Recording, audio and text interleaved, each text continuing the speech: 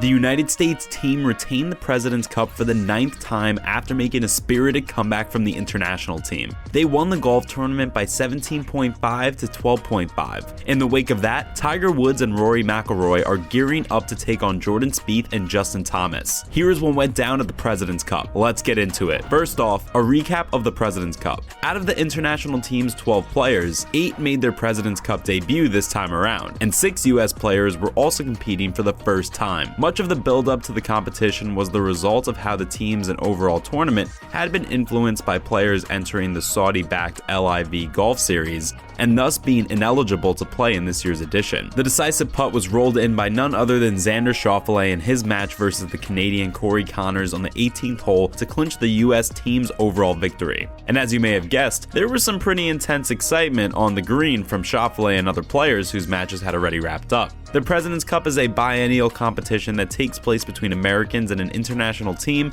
which is open to players outside the United States and Europe. This victory means that the US team has now won 12 out of 14 President's Cup in history, and they've lost just one overall tournament. Next up, Spieth brought his A game. American captain Davis Love III sent out 2 of his heavy hitters, Jordan Spieth and Justin Thomas, in the opening 2 matches in an attempt to keep the international team momentum from building, and it worked. Spieth delivered for Love as he won against Australian Cam Davis with 3 holes spare, but Thomas gave up an early lead to lose on the last hole to South Korean Siwoo Kim. Tony Finau and Patrick Cantlay added more points to the board for the United States, while Colombian Sebastian Munoz surprised world number 1 Scottie Scheffler to give the international team a little ray of hope. The Japanese team veteran Hideki Matsuyama's match with Sam Burns ended in a tie. Scheffler, world number 1, found no victory this time, and that turned out to be the one and only drawback for the US team. Still, they did win their 9th victory in a row, so it doesn't really matter. The President's Cup is a golf trophy that takes place every 2 years in the United States and the rest of the world, with the exception of Europe, compete in. Europe already has the Ryder Cup. Coming up, the President's Cup is for a good cause. This competition alternates with the Ryder Cup, initially held in even years. It has been held in odd years since 2003 because the 2001 edition of the Ryder Cup was postponed in 2002 due to the 9/11 attacks. Similarly to the Ryder Cup, each team consists of a captain who doesn't play matches and 12 players. This format has evolved since the first edition in 1994, but the framework pretty much remains the same, with 4 double sessions played alternately in foursomes and fourballs before ending with 12 singles. The matches are played in match play. There is also no prize money awarded at the President's Cup. The proceeds are distributed to charities chosen by the captains, players, and captain's assistants.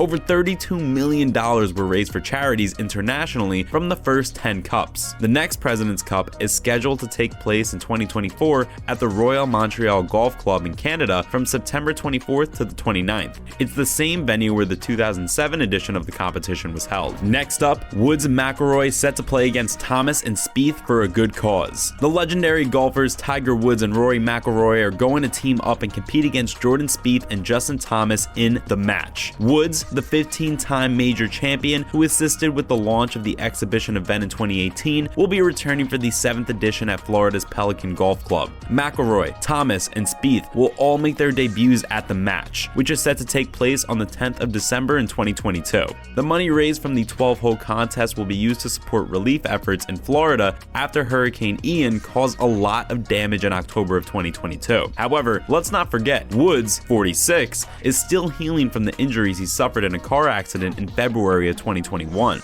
This will mark his 3rd appearance at the match. He was defeated by Phil Mickelson at the inaugural event in 2018. Woods and ex-NFL quarterback Peyton Manning then defeated Mickelson and current NFL player Tom Brady in 2020. Moving on, the rules of golf are being changed. When the clock strikes 12 on New Year's Eve, a few updates will be introduced to the rules of golf. The modifications, which will take effect on January 1st, are part of a current effort by the USGA and the R&A to make sure the game's guidelines simpler to understand and apply, and more aligned with the way that golf is played today. It's great that they're doing this. You've got to move forward with the times, and there's always room for improvement. These recent tweaks also focus on inclusion and sustainability. There are also updates to rules for golfers with disabilities. Penalties have been laid back as well, and language has been simplified to help golfers of all skill levels. Let's talk about exactly what these changes are. Coming up, players with disabilities will have an easier time. The present rules that are in place make multiple accommodations for players with disabilities. For instance, there was a blind player, he could have an aide help with the alignment and marking, but these are seen as local rules that committees can retract if they want to.